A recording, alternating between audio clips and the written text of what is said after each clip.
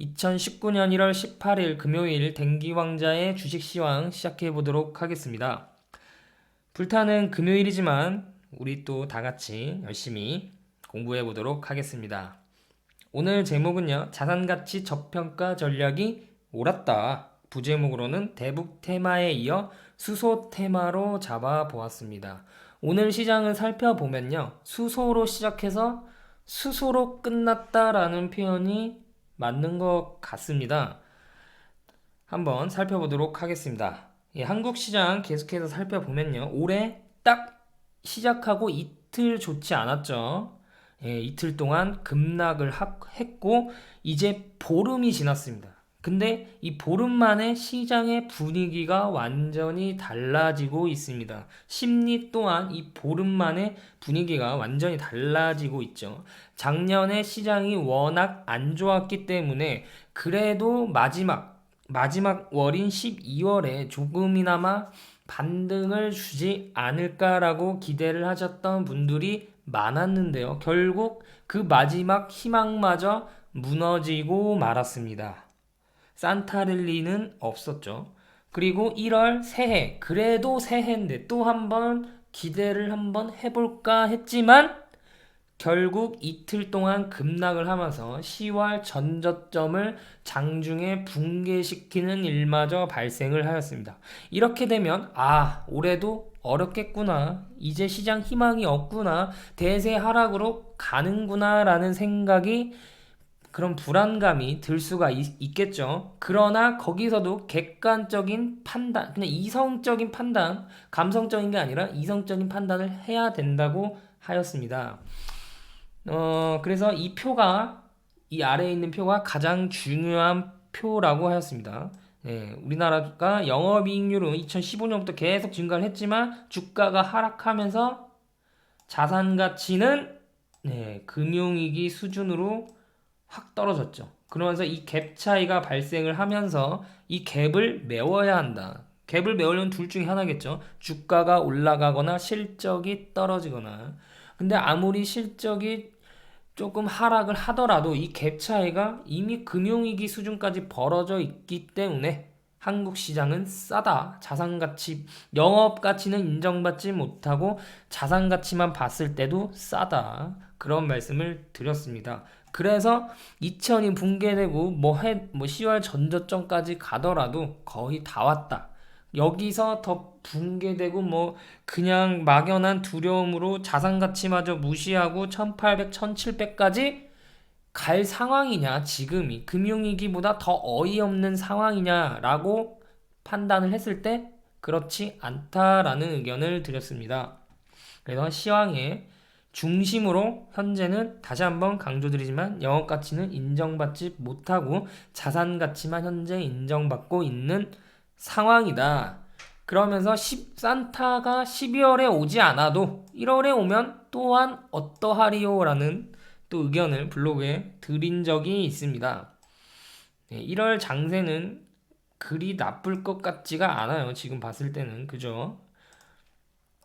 그래서 오늘 시장을 보면 수소 경제와 관련된 그냥 어떻게든 갖다 붙일 수 있는 종목들은 거의 다 급등을 하였다. 그렇게 볼 수가 있겠습니다.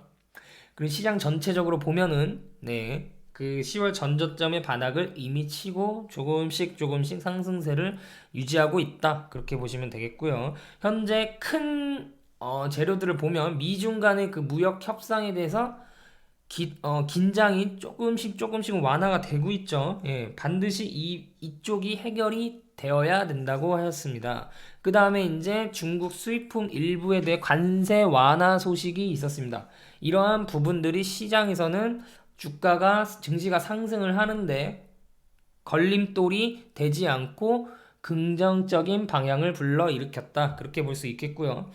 그 다음에 이제 맨 처음에 제가 언급을 했던 게 바로 중국의 경기 부양책이었죠. 2000 그쪽을 깼을 때 기대를 걸어볼 수 있는 거는 중국의 경기 부양책이다. 정부가 경기가 침체하도록 그냥 손가락만 빨고 있지는 않을 것이다. 무언가를 시도를 할 것인데 가장 확률이 높은 것은 바로 경기 부양책이다. 그렇게 설명을 드렸습니다. 어쨌든 그렇게 경기 부양책에 대한 유동성 최근에 그 자료를 제가 살펴보니까요. 중국의 인민은행에서 그동안에 있어서 최대 유동성을 공급하였다라는 소식이 들려왔습니다. 예, 이렇게 유동성을 많이 공급하는 거에 있어서는 장단점이 있겠죠.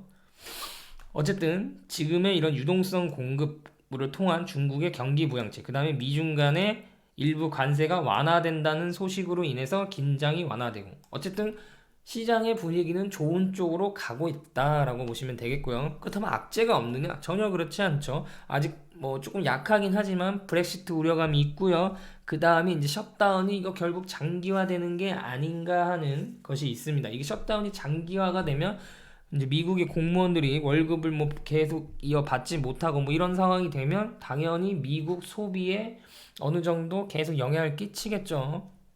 이런 부분이 있고요. 그 다음에 보시면, 근데 오늘 시장이 보시면 막판에 보실까요?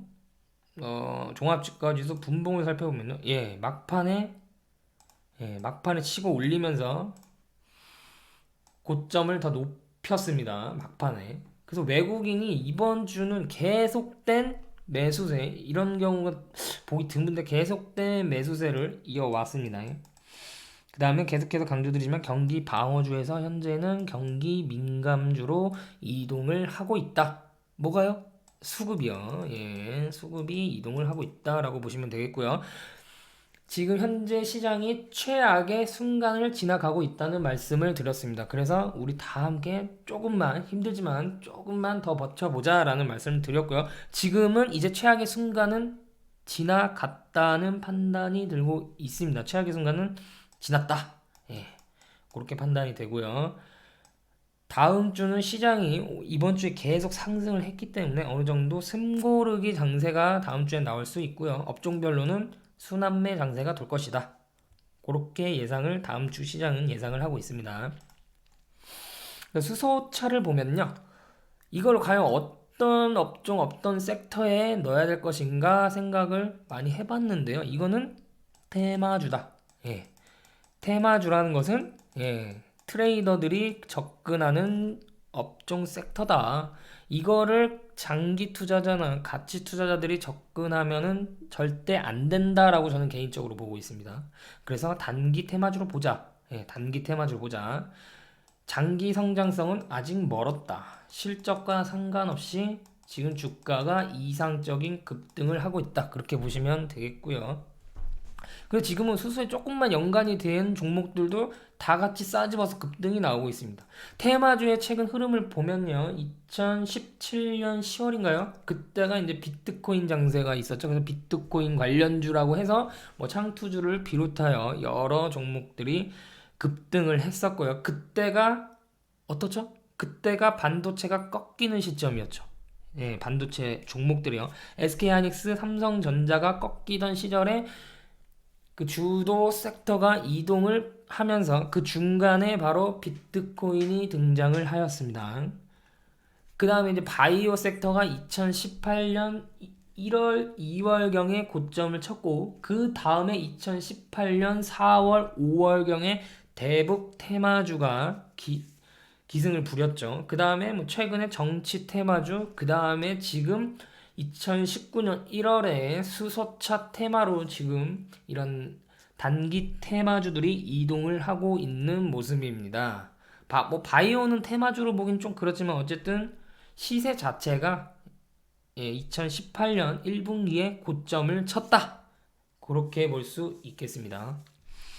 자, 그럼 자동차 산업의 헤게모니는 무엇이 될 것인가? 정말 이 수소차가 지금 개인 투자들의 바람대로 전기차를 몰아내고 뭔가 뭐 수소차도 전기차이긴 하지만요. 이 헤게모니를 바꿀 수 있는 대세가 될 수 있을 것인가? 라는 질문을 던져보면요. 아니다. 제가 생각할 때는 빅피처는 결국 여전히 전기차가 될 것이다. 그렇게 생각을 하고 있습니다.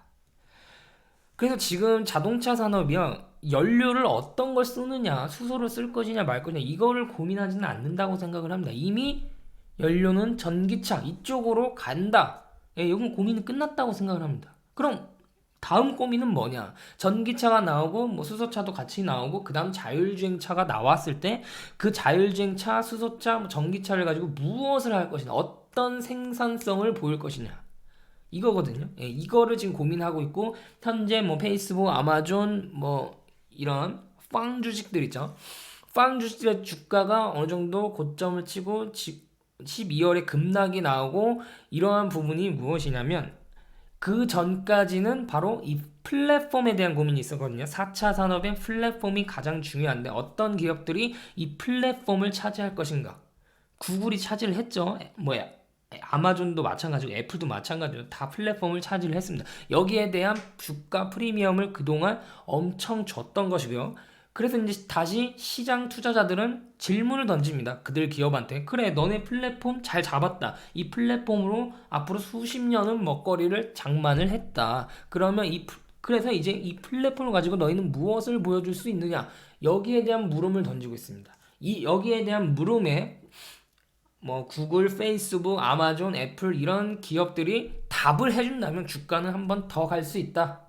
네, 그렇게 생각을 하고 있습니다. 그러나 아직까지는 뭐 워낙 지금 실적 기대감도 높은 편이고요. 이 질문에 대해서는 확실한 무언가를 주고 있지는 않다. 이렇게 보시면 되겠습니다. 네, 그래도 밑에 말한 것처럼 자율주행 이후의 모습을 시장은 요구를 하고 있다. 예, 이제 여기 연료 고민은 저는 끝났다고 봐요. 계속 이어가면요. 그 수소차 섹터는 전 잘 모르겠습니다. 예, 저는 뭐 단기 테마주엔 투자하지는 않지만 그래도 공부는 해야겠죠.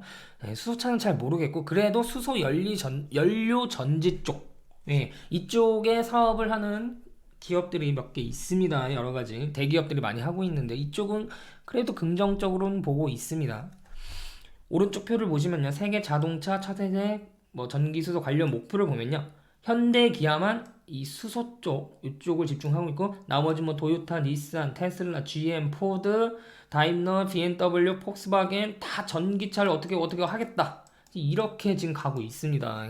그래서 글로벌 스탠다드가 현대 기아차가 수소차를 민다고 해도 얘네들이 그래 그럼 수소차가 대생각하고 수소차로 전향하지는 않는다라는 것이죠. 근데 현대차가 과연 수소차만 지금 하고 있느냐? 지금 수소차로 포지셔닝이 되긴 했지만 당연히 전기차도 같이 연구 개발하고 생산을 하고 있습니다. 제 지인이 기아차 영업사원을 하고 있는데 그 친구의 말을 보면요, 이미 2019년 기아 전기차에 대한 예약은 다 끝났다고 합니다. 예. 이미 예약률 끝나서 저 이 전기차 살래요 해도 2019년에는 못 산다. 예. 그런 얘기를 들었습니다. 그래서 이 수소 전기차 보면요, 예, 전기차의 비중이 월등히 많죠. 예, 훨씬 많습니다. 예. 그 수소랑 결국 어려운 말은 쓰지 않겠습니다. 수소랑 산소를 합쳐서 전기 에너지를 발생을 하는 건데 혹자는 이렇게 말합니다. 전기차보다 수소차가 훨씬 더 친환경적이다. 왜냐면 매연이 전혀 발생하지 않는다라고 하거든요. 뭐 이런 건 이제 넘어가고요. 그래서 수소차가 전기차보다는 2차 전지가 많이 들어가지 않습니다. 예, 2차 전지. 그러면 수소차가 시장에서 이슈가 발생할 때는 어떤 흐름을 보일까요? 그렇죠? 예, 2차 전지 종목들의 흐름은 별로 좋지 않을 가능성이 많죠. 왜냐? 전기차보단 수소차가 훨씬 2차 전지가 적게 들어가기 때문이죠. 제가 봤을 때 이 수소차에 대한 이슈가 2019년 상반기, 적어도 1분기까지는 계속 나올 것 같습니다. 이 말은 무슨 말이죠? 그렇죠? 네, 그러면 2차 전지 섹터는 그렇게 힘을 받고 올라가기 어려울 수 있겠다라고 보시면 되겠죠. 그래서 제가 2차 전지 섹터의 성장성은 의심할 여지가 없으나 2019년 상반기에는 그렇게 좋은 흐름을 보이지는 않을 것이다 라는 뷰를 계속 유지하겠습니다. 그 수소차 기술력은 대한민국이 넘버원이다. 현대차가 넘버원이다. 그러나 계속 강조 드리는 것처럼 과연 전 세계 자동차 헤게모니를 바꿀 수 있을까라는 질문에는 넘버원이지만 여기에서는 노라는 대답이 나올 수밖에 없겠죠. 어쨌든 수소차 이쪽이 이제 올라오면서 자동차 관련주들이 그동안 2018년에 굉장히 좋지 않았죠. 이 흐름 자체가요. 근데 이쪽 흐름도 조금씩 바닥에서 좋아지고 있습니다. 그래서 친환경적이다는 말씀을 드렸고요. 그리고 또 혹자는 수소차는 폭발할 수 있다. 네, 폭발. 지금 수소차나 전기차나 자율주행이나 가장 중요한 건요. 기술력 이런 편의성 이런 것보다도 가장 중요한 건 안전성이죠. 네, 안정성을 얼마나 확보할 수 있느냐, 사고율을 얼마나 줄일 수 있느냐, 여기가 가장 중요한 부분인데 이게 폭발한다는 거는 그 안전성에 대해서 가장 위험한 수준이죠. 근데 여러 연구 결과나 이런 걸 이런 자료를 보면요, LPG 가스차보다 덜 위험하다고 합니다. 그러니까 이거는 약간 지나친 거다. 폭발, 위험성, 수소폭탄 해서 그렇게 생각을 하고요. 현 정부에서는 어쨌든 수소차를 약간 현대차를 미는 그런 뉘앙스를 보이고 있거든요. 과거 정부 박근혜 정권에서는 어디를 밀었죠? 컨텐츠 미디어 쪽을 밀었죠. 근데 아이러니하게도 이쪽은 이렇게 좀 성장하지 못했고요. 반대로 아이러니하게도 피부 미용 쪽, 제약 바이오 쪽이 성장을 했죠. 그리고 현 정부 들어와서는 초반에 이제 비트코인 그리고 그 다음 넘어서는 현 정부가 어쨌든 이 대북 정책의 경제 성장에 목숨을 걸고 있기 때문에 대북 테마주 쪽 이쪽이 강세를 보였고요. 지금은 이제 수소차 쪽. 그래서 지난 시황에도 제가 말씀드렸지만 현대차가 분명히 정부한테 그런 얘기를 했을 것이라고 저는 생각을 합니다. 아니 일자리 누가 더 만드냐? 삼성전자가 일자리를 만드냐? 반도체에서 그거 얼마나 일자리가 창출됐냐? 결국 일자리는 우리가 만든다. 자동차 산업, 현대차, 기아차가 만든다. 따라서 정부 너네는 삼성전자나 이쪽에서 경상수지 흑자를 통해서 세금을 걷어서 받으면 그거를 우리한테 투자를 해달라. 그렇게 밀고 있는 것 같습니다. 우리 현대차 입장에서 신흥국이 위기가 왔을 때 분명히 환율은 달러 강세 그리고 신흥국 통화 약세 흐름을 보여야 되는데 우리나라 환율도 약세를 보였지만 상대적으로 다른 신흥국에 비해서 환율이 충분히 올라와 주지 못했다라는 것입니다.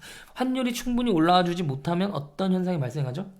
네, 수출하는 특히 자동차 사업을 영위하는 기업들에게는 조금 가격 경쟁력 측면에서 밀릴 수가 있죠. 그래서 이 부분에 대해서 분명히 현대차 쪽에서 이놈의 반도체 때문에 환율이 오르지 않네 라는 말을 할 수 있다고 했습니다. 어쨌든 우리나라는 관건은 수출이다. 수출이 잘 돼야 되는데 이 수소차가 수출이 과연 될 것이냐라는 물음도 있습니다. 수출이 될 것이냐 이게 과연. 왜냐? 다른 국가에서 이 수소차 충전소 인프라가 있어야 되는데 이것도 없이 어떻게 지금 수출이 되겠느냐라는 질문을 던질 수가 있겠죠. 네, 수소차가 좋다고 쳐도요. 그죠? 네, 거기 인프라가 있어야 수출을 할 거 아닙니까? 따라서 우선은 국내에서 어쨌든 정부 정책에 힘입어 정부 정책에 반하는 투자를 하지 말라 그러죠. 보통 투자 조언에서. 그리고 어쨌든 정부 정책에 힘입어 지금은 시장이 화끈한 반응을 보이고 있다. 이 정도까지만 보면 좋지 않을까 그렇게 생각을 하고요. 그럼 전기차, 수소차 공존하는 방법은 없냐? 분명 공존해서 갈 것입니다. 수소차 쪽은 이런 장거리를 뛰는 대형 그런 트럭 있죠? 트럭, 버스 이쪽에는 분명히 강점을 가지고 있다고 생각을 합니다. 그럼 이제 국가들, 우리나라뿐만이 아니라 다른 국가들도 과연 전기차 인프라를 더 늘릴 것인가? 수소차 인프라를 늘릴 것인가? 어디 인프라를 중심적으로 설치를 해야 하냐라는 고민을 할 수가 있죠. 근데 결국 선택을 하라면 당연히 전기차죠. 그죠? 수소차 관련주는 무엇이 있느냐? 보시면 뭐 많습니다. 일진다이아, 인지컨트로스, 세종공업, 동아화성, 평화홀딩스, 성창오토텍, JNK 히터, 삼부모터스, 유니크, 국일제지, 풍국주정, GMB 코리아, 코오롱 머티리얼즈, 뉴로스, 대우부품, 평화홀딩스. 네, 이런 종목들이 수소차와 관련되어 있습니다. 그럼 과연 이런 종목 하나하나가 지금 수소에 대해서 뭐 어떤 걸 생산을 하냐? 지금은 그게 별로 중요하지가 않죠. 왜냐? 이게 지금 기업의 가치, 뭐 실적 이런 걸로 움직이는 게 아니지 않습니까? 그럼 무엇이 더 중요하냐? 거래량, 수급 이거죠. 거래량과 수급으로 움직이는 종목들은 단기 테마성이기 때문에 뭐 저와 같은 가치 투자들이 접근하기에는 상당히 난이도도 높고 별로 그런 데 투자하고 싶은 마음도 별로 없습니다. 그래도 공부는 해야겠죠, 당연히. 이제 과거에 인지 컨트롤스, 평화홀트 이런 종목은 매매를 당연히 적은 비중으로 조금씩 했었는데 이쪽 수소와 관련된 테마를 가지고 있죠. 지금까지는 그동안 일진 다이아가 그래도 실적을 받쳐주면서 주가가 상승을 했고요. 그다음에 대우 부품이 조금 더 많이 알려져 있고 이제 나머지 기업들이 이제 지금 치고 올라오는 모습입니다. 그래서 선발대가 있고 후발대가 있습니다.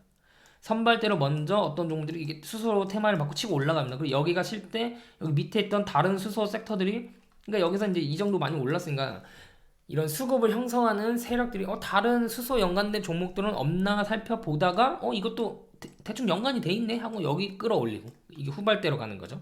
그런 흐름을 보이고 있습니다. 뭐 종목 하나하나 차트를 좀 살펴보고 갈까요? 네. 대우 부품 보시면 그래도 대우 부품은 2013년부터 우상향하는 추세를 보이고 있죠. 대우 부품 오늘 상한가 나왔죠. 그래도 이게 뭐 하루 이틀 더 갈 수도 있지만 이쯤에서는 이건 당연히 신규 매수는 절대 안 되고 매도로 고민해야 될 자리라고 봅니다. 일진다이아도 전고점까지 다 올라왔죠. 일진다이아가 어제 쉬었죠. 다른 수소차가 다 올라왔는데 근데 오늘 일진다이아가 4.58% 올라왔네요. 그리고 인지컨트롤터 보시면 이건 추세가 뭐 그닥 있진 않죠. 근데 이게 어제 10월에 급락했죠. 여러 종목들과 함께 이게 얼마나 올랐나 보시면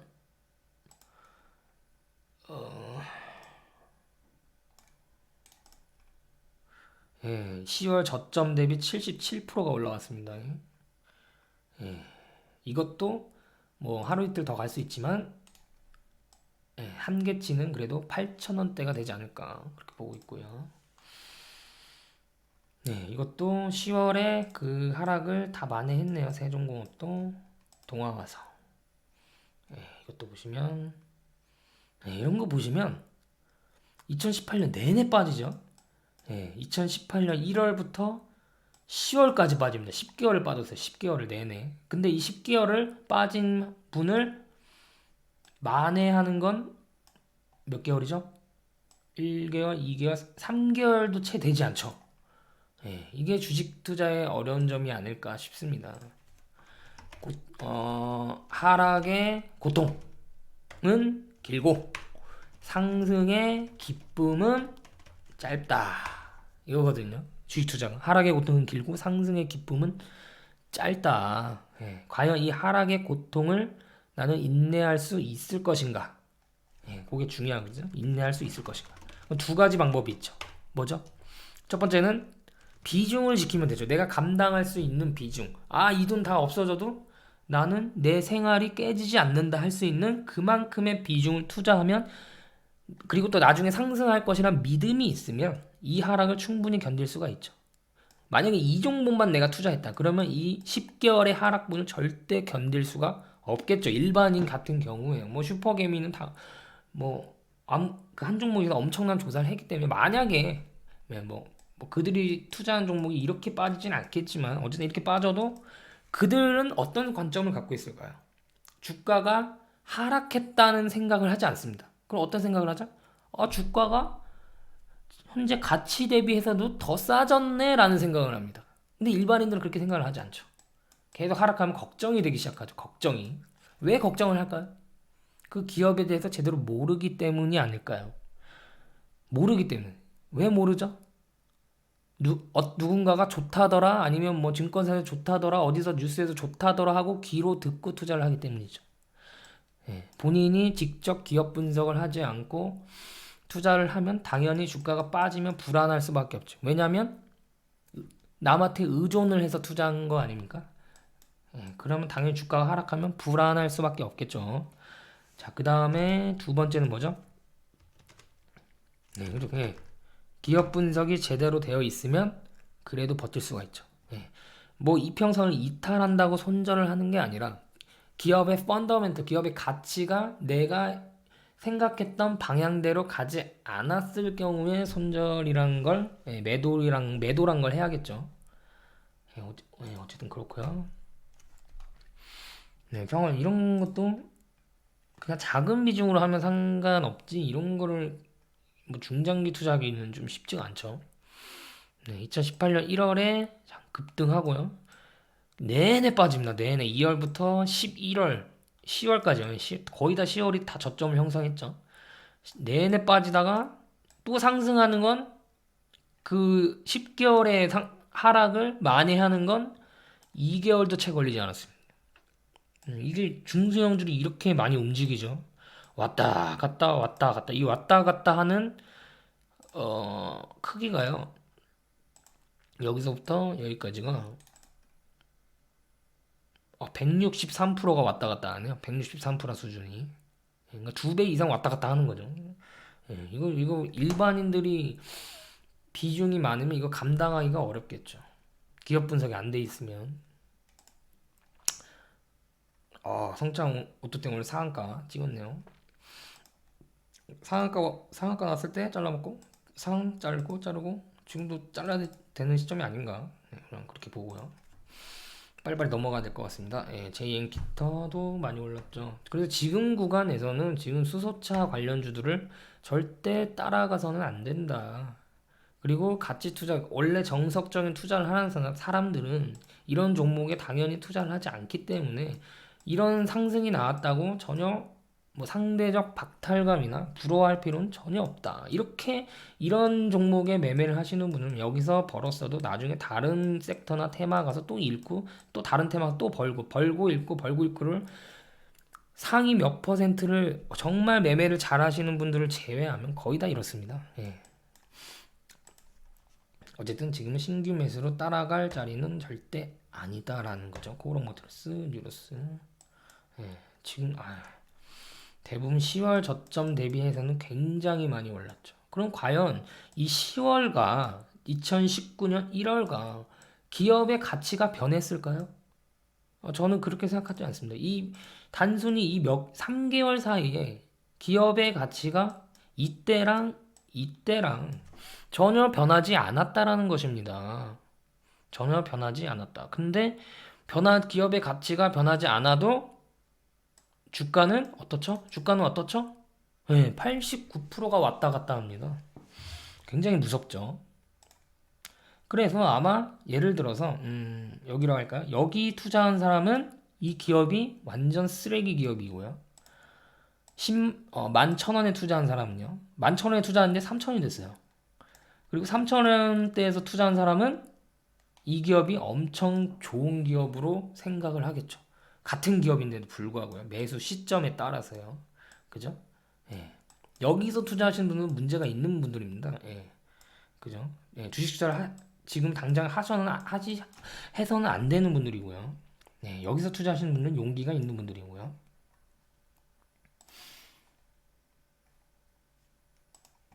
그리고 계속 이어서 좀 보면요. 수소 테마주는 중장기 투자를 하면 안 된다. 예, 이쪽 성격이 아니다. 트레이딩 영역이다. 그렇게 보시면 되겠고요. 네, 왜냐? 예, 실적으로 움직이지 않으면 하루 이틀 굉장히 여기 신경 계속 써야 됩니다. 그죠? 올라도 불안, 내려도 불안, 급락하면 손절해야죠. 이런 거. 그죠? 예, 엄청 힘들다. 전업 투자에 맞는 섹터다. 그렇게 보시면 되겠고요. 그래서 같이 투자자는 지금처럼 정상적인 루틴을 가져가자. 그런 말씀을 드리고 싶습니다. 지금은 이제는 급등이 했기 때문에 여기서 이제 차익 실현을 하고 싶은 욕구들이 많겠죠. 그래서 수소차 좋아요, 수소차 좋아요, 예, 수소차가 대세예요, 뭐 수소 하면서 스토리를 쫙 입혀서 예, 팔고 나오죠. 분양하죠, 분양. 누구한테? 예, 무지한 사람들에게, 그죠? 어쨌든 신규 매수할 시기는 아니다. 그 다음에 수소차 넘어서 이제 바이오 업종을 한번 보겠습니다. 바이오 업종 제가 계속해서 뭐라 그랬죠? 네, 여전히 부정적인 뷰를 드리고 싶습니다. 셀트리온, 네, 당연히 부정적인 뷰를 계속 드립니다.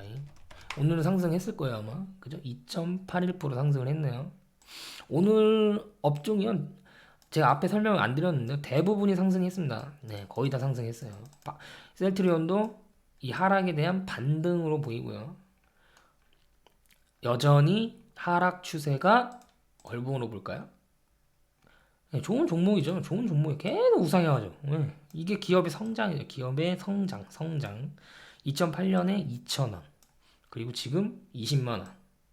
그러면 2,000원, 2만원 10배, 100배네요. 예. 2008년 금융위기 이후부터 100배 성장했는데, 어쨌든 지금은 하락 추세가 유지가 되고 있다. 그리고 셀트리온 연평균 성장률이 어떻다고요? 네, 30%에서 35%를 현재 유지를 하고 있는데 퍼는요, 70에서 80을 왔다 갔다 하고 있죠. 그래 적정 수준 30% 연평균 성장률 30%면요, 퍼의 적정 수준도 한 40이 저는 적당하다고 생각합니다. 40. 근데 지금은 70 이상이죠. 그러면 어떻죠? 이 성장성에 대한 의심이 들면 퍼가 40까지 내려올 수 있겠죠. 40만큼 주가가 떨어질 수 있겠죠. 네. 그리고 기술적으로 봐도요, 지금 어떻죠? 이동평균선과 이격이 많이 발생해 있는 상황이죠. 그럼 셀트리온 같은 이런 좋은 기업들은 언제 접근하면 되겠죠? 주가가 좀 더 빠졌을 때. 주가가 한 12만원 10 정도 진입을 하면, 20만원인데 12만원 정도 13만원 정도 진입을 하면 분할로 접근할 수 있는 위치다라고 보고 있습니다. 네, 셀트리온 뭐 헬스케어 뭐 다 마찬가지입니다. 신라젠은 어떻죠? 신라젠. 네. 이거는 로또다라고 했죠. 로또다. 그리고 제가 봤을 때 이거 당분간 절대 올라가지 않습니다. 절대. 네, 25만 원을 돌파하지 않을 것입니다. 왜냐? 여기 바이오 했을 때, 바이오가 업종이 좋을 때, 바이오 업종 좋을 때 헤쳐 먹었죠. 이거 헤쳐 먹었다고 하는 건데요. 만 원에서 15만 원까지 불과 6개월 만에 만 원에서 15만 원이 되었습니다. 이거를 보고 대부분 언제 진입을 하죠? 여기서 진입을 못하죠. 그죠? 중간에도 무서워서 못하죠. 언제 진입하죠? 상승이 끝날 때, 상승이 끝나고 꺾일 때, 만만할 때 들어오죠. 이때.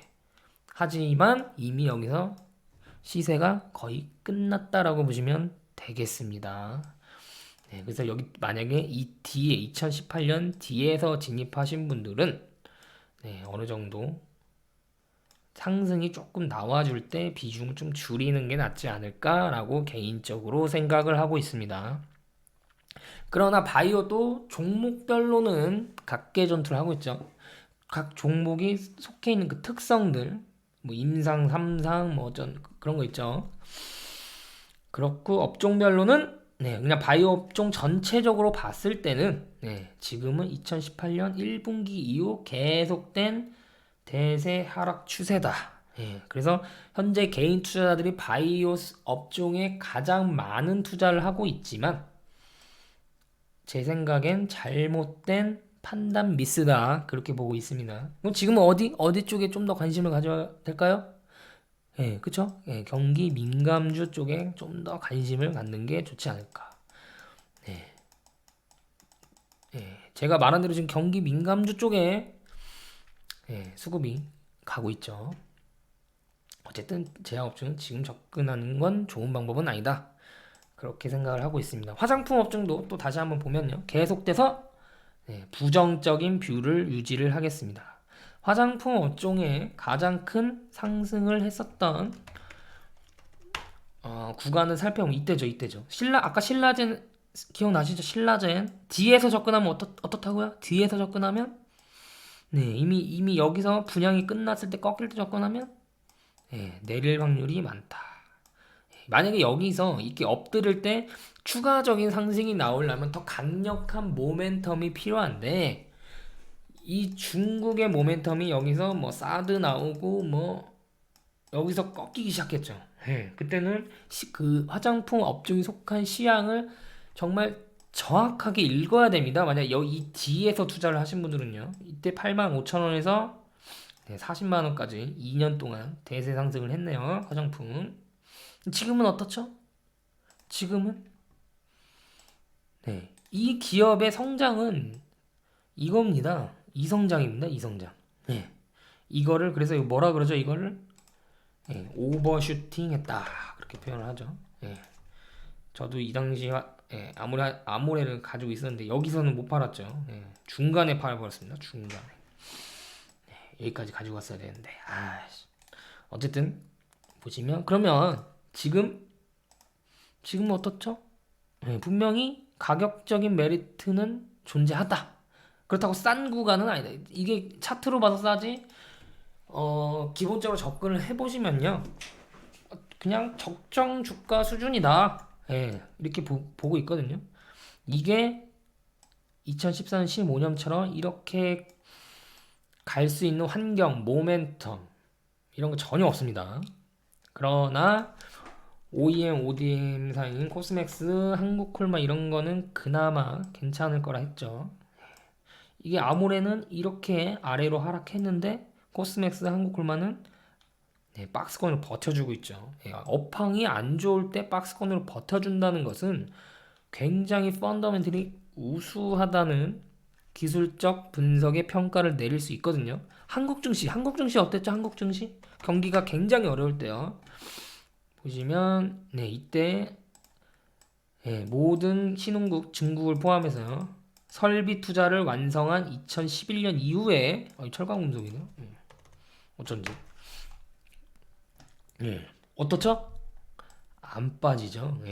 사실 이게 스물 이게 빠졌어도 크게 지장은 없는데 안 빠지고 버틴다는 것은 한국 증시의 펀더멘털이 그렇게 나쁘지 않다라고 표현할 수 있죠. 뭐 그때 뭐 브라질, 멕시코 이런 데는 다 빠졌거든요. 이렇게 하락했는데 여기는 한국 증시 박스권을 유지를 해주고 있죠.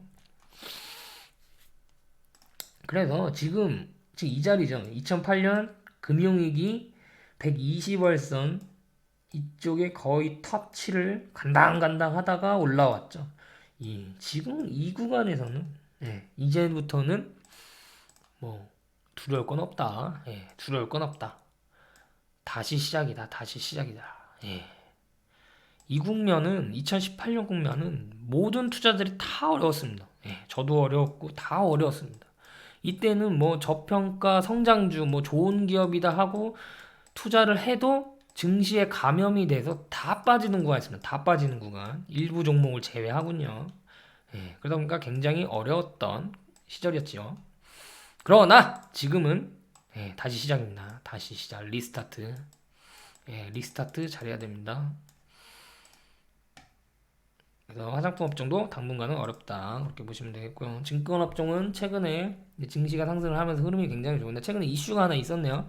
거래세를 폐지한다는 이슈가 있었죠. 근데 거래세를 폐지를 하면 사실 뭐 중장기 투자를 하는 분들한테는 크게 의미가 없죠. 왜냐하면 매매를 자주 하지 않기 때문에. 따라서 거래세를 폐지하면 단기 매매는 더 늘어날 가능성이 많겠죠.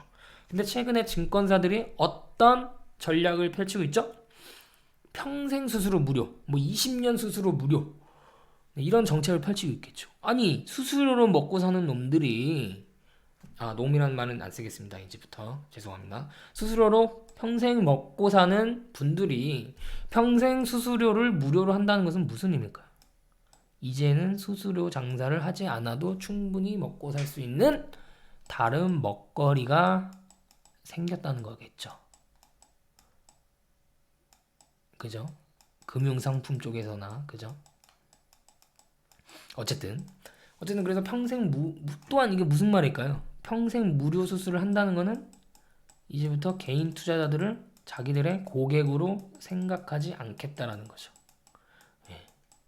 고객이면 돈을 줘야죠, 돈을. 근데 증권사에서 수수료 무료를 했다는 거는 고객으로 보지 않겠다라는 의미가 아닐까요? 어쨌든 거래가 이제 또 이렇게 많이 늘어나면 보통은 이제 증권사가 좋지 않을까라고 생각하는데 실제적으로는 증권사는 더 서버를 증설을 해야 되고 뭐 손해라기보다도 그렇게 뭐 이득이 되는 그런 건 없다. 그렇게 보고 있습니다. 어쨌든 증권업종 지금 증시가 아래에서 많이 올라왔지만 여전히 중장기 이동평균선 아래에 위치한 형국입니다. 여기를 돌파를 해내야 되는데 한번 쉬고 갈지 아니면 더 갈지 이거는 염라대왕도 모르는 일이죠. 주가가 어떻게 움직일지는. 어쨌든 결국에는 올라와야 된다. 왜냐? 한국 기업들의 펀더멘털을 감안한다면 지금 올라와줘야 된다. 자, 일봉으로 보면요. 예, 여기서 지금 중장기 1200월선 바로 아래 터치하고 있죠. 1200월선 아래로 그러니까 여기서요. 이게 10월 달에 사실 여기서 브레이크가 걸렸어도 저는 됐다고 생각을 했거든요. 네. 여기서도 브레이크, 근데 여기서 한 번 더 뺐어요. 여기서 이 구간이 굉장히 어려웠죠. 네. 한 번 더 뺐단 말이에요. 더 빼다 보니까 이 물량을 소화하는데 한 번 시간이 쌍바닥으로 더 걸렸고 이제 다시 한 번 더 뺀 구간까지 올라왔거든요. 여기서 한 번 더 쉬느냐 아니면 여기서 올라오느냐 이 문제인데 어쨌든 한 번 쉬든 올라오든 올라오는 흐름을 보일 것이다. 그렇게 보시면 되겠습니다. 그러나 이게 대세 상승은 아니기 때문에 증권주도 트레이딩 관점 그렇게 보시면 되겠고요. 조선업종은 설명을 드렸죠. 네, 과거 대세 상승기 2005년부터 2007년까지 급등하면서 PBR이 5.5배 수준까지 올라왔다. 그러나 지금 PBR이 어떻다고요? PBR이 1배 미만이다. 현재 1배 미만이다. 그리고 조선업종이 언제 바닥을 쳤죠? 2016년에 바닥을 치고 2년, 3년 동안 스물스물 저점을 높이고 있는 단계다. 그리고 증권사에서 예상을 하기에 올해는 작년보다 6.1% 매출이 증가하고요. 영업이익은 무려 347%가 증가할 것으로 전망을 하고 있습니다. 네, 전성기 부분 설명을 예전에 드렸고요. 침체기도 드렸고요. 네, 이렇게 드렸습니다. 그래서 시크니컬 업종이 2015년부터 2017년까지 정유, 화학, 철강 이런 섹터가 올라왔단 말이에요. 그죠? S51 그죠? 그래서 제가 블로그에서도 S51이 13만 9천 원 찍을 때 증권사에서 목표가 상향 레포트를 쳤을 때도 이거 유가가 더 이상 가지 못할 텐데 이거는 조금 가짜 신고가를 여기서 신고가를 냈거든요. 신고가 그죠? 살짝 신고가 살짝 내고 광고하죠. SOE 신고가 52주 신고가 돌파 하고 13만 원에서 9만 8천 원까지 뺐습니다. 지금 그죠? 지금 뭐 어느 정도 뺀 것 같아요. 그러나 그렇게 상승 메리트는 다른 섹터에 비해서는 별로 없다. 그렇게 생각을 하고 있습니다. 화학도 마찬가지고. 근데 LG화학은 좀 다르죠. 왜냐? 뭐 다 아시는 것처럼 배터리, 전기차 배터리 2차 전지 그쪽 모멘텀을 가지고 있습니다. 따라서 순수화학 쪽이 조금 어려운 흐름을 보일 것으로 순수화학 쪽이 조금 어려운 흐름을 보일 것으로 생각을 합니다. 그럼 아직 시크릿컬 업종 중에 경기 민감 업종 중에 아직 덜 오른쪽을 찾아본다면 조선이나 해운 업종은 이제부터는 저는 괜찮을 것이라고 생각을 합니다. 조선 해운 쪽 위쪽이 조금 좋지 않을까 그렇게 생각을 합니다. 전기전자 지난 시간에 설명드렸기 때문에 넘어가도록 하겠습니다. 이 MWC라고요. 모바일 월드 콩그레스라는 전시회라고 해야 되나요? 그런 게 있는데요. 이쪽에서 이제 인공지능, 뭐 블록체인 기술 이런 걸 뽐내는 자리였는데 여기서 중요한 게 스마트폰 카메라죠. 스마트폰과 이 지문 인식에 대한 뭐랄까요? 이슈가 있었습니다. 스마트폰은 이제 앞으로 눈이 굉장히 중요하다. 카메라가. 다행히도 이 카메라 3개 1위 기술력을 갖고 있는 기업이 LG 이노텍이죠. 예. 기술력을 갖고 있죠. 그래서 그 애플을 쓰는 사람들이 과거에요. 아, 카메라가 좋기 때문에 애플을 쓴다는 사람들이 많았죠. 근데 정작 그 애플의 카메라, 애플의 눈을 만든 기업이 한국 기업이다라는 거는 잘 모르시더라고요. 어쨌든 올해 삼성전자는 굉장한 중요한 기로에 서 있습니다. 반도체는 걱정할 건 없는데 이 스마트폰 갤럭시 S10, 작년에 갤럭시 S9, 노트 다 쌍방했죠. 예. 그런데 이제 올해는 달라야 된다. 10주년을 갤럭시 10주년을 맞은 S10이 나오고요. 보통 이 짝수가 잘 됐습니다. 6, 갤럭시 6, 8 예, 이렇게 잘 됐는데 그다음에 4, 갤럭시 4, 그다음에 갤럭시 2 예, 이렇게 잘 됐거든요. 짝수 흐름으로 잘 됐는데 이번에도 과연 짝수 흐름으로 잘 팔릴 것인지 한번 지켜보자고요. 그 다음에 폴더블 폰. 예, 폴더블 폰이 잘 될 것이다. 아니다. 더 지켜봐야 된다. 앞으로 어떻게 나올지 모른다. 예, 왜냐면 아직 새로운 기술이기 때문에. 근데 저는 굉장히 잘 될 거라고 봅니다. 처음부터. 예, 그래서 사람들이 기대치가 별로 없어요. 사실 폴더블 폰. 이건 뭐 처음에 나와봤자 시행착오 겪을 것이다. 이렇게 생각을 하는데요. 삼성전자가 아마 엄청난 준비를 하고 만반의 준비를 하고 폴더블 폰을 처음에 출시를 할 것입니다. 그리고 대대적인 마케팅 비용을 쓸 것으로 예상이 됩니다. 그래서 폴더블 폰이 나오면 처음에 이거 엄청난 센세이션을 일으키지 않을까. 그래서 저도 개인적으로는 폴더블 폰 관련주들의 관심을 갖고 있습니다. 이 폴더블 폰에 대해서는 따로 설명을 하는 시간을 다음에 가져보도록 하겠습니다. 그리고 이제 스마트폰 관련주, 그래서 이 스마트폰 관련주를 보시면 파트론, 뭐 파워로직스, MC넥스, 인탑스, 슈프리마 이런 종목이 있거든요. 여러분들이 한번 찾아보시기 바랍니다. 그리고 파워로직스도 파워로직스 볼까요? 근데 시장에 인기가 많았던 종목인데요. 여기서 한번 저 월간지수 트레이딩 사인을 드렸었나 보네요. 그리고 다시 그 자리까지 또 한번 쌍봉을 만들어 가죠. 그래서 이게 그런 뭐랄까요, 뭐 실적보다도 이런 이슈와 그리고 수급의 힘이 세면 이 외봉에서 죽지 않고 여기서 그러니까 여기 외봉에서 만약에 여기서 안 팔고 밑으로 내려간다고 하더라도 너무 걱정하실 필요가 없는 게 외봉에서 죽지 않는다. 한 번 더 한 번. 이 열기가 아직 남아 있고 여기서 아직 모든 물량을 못 판 세력들이 있기 때문에 한 번 더 띄워서 판다. 그렇게 보시면 되겠습니다. 슈프리마라는 종목도 관심 종목인데요. 이 생체인식에 연관된 종목입니다. 그래서 이 주 52간 근무제의 수혜주가 되는 게 아니냐라는 의견이 있거든요. 왜냐하면 이제 주 52시간으로 이제 단축이 되다 보니까 뭐 회사들이요 이제 저녁 시간만 되면 그냥 강제적으로 불을 끄고 이제 일을 못하게 하는. 왜냐하면 그렇게 야근을 해서 나오는 생산성보다 야근을 해서 나오는 그 뭐라죠, 그 돈, 뭐 안 지켜서 나오는 돈, 갑자기 단어가 생각이 안 나네요. 이 과징금이 더 크기 때문에 차라리 야근하지 마라. 너네가 일 열심히 해서 버는 돈보다 과징금이 더 크다. 그렇게 볼 수 있겠는데요. 그렇게 되면서 그렇게 되는데 왜 생체인식이 더 중요해졌냐 보시면 이 직원들의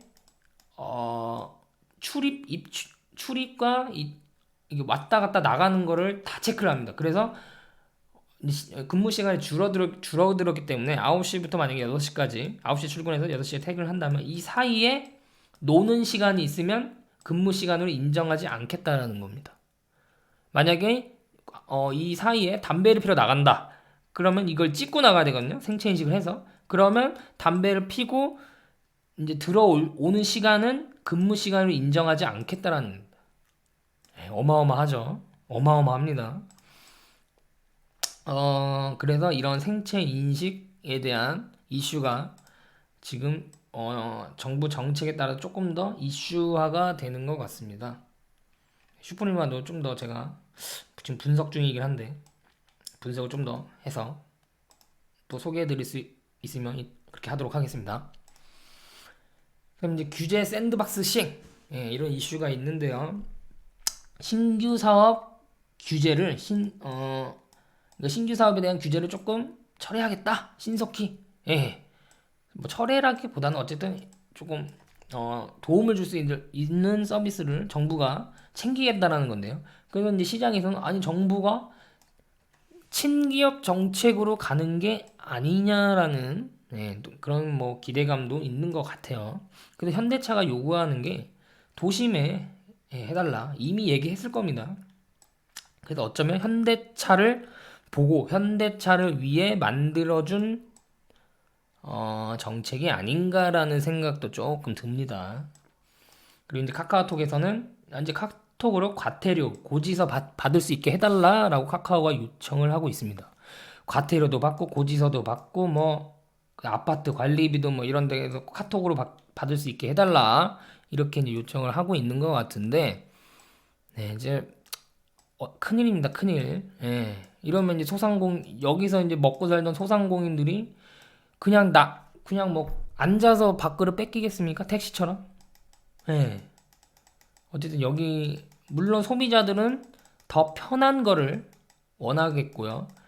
이 안에 원래 먹고 살던 소상공인들은 당연히 뭔가 액션을 취하겠죠. 그냥 뭐 그래요 카카오 알아서 하세요 하고 뭐 자기 밥그릇이 걸렸는데 그렇게 넘어가진 않겠죠. 이런 부분이 있을 거예요. 근데 어쨌든 카카오가 만약에 이런 과태료 고지서 받게 해달라 해서 했어요. 그럼 카카오 실적이 좋아질까요? 그렇게 뭐 그런 거 없죠. 지금 막 그냥 떠올려 봐도. 그러나 현대차는 다르죠. 도심에 수소차 충전소를 만약 설치를 한다면 바로 실적과도 연관이 될 수 있겠죠. 그런 이슈가 있었습니다. 네, 그럼 오늘 제가 준비한 사항은 여기까지고요. 불타는 금요일 되시고 좋은 주말 보내시길 바랍니다. 감사합니다.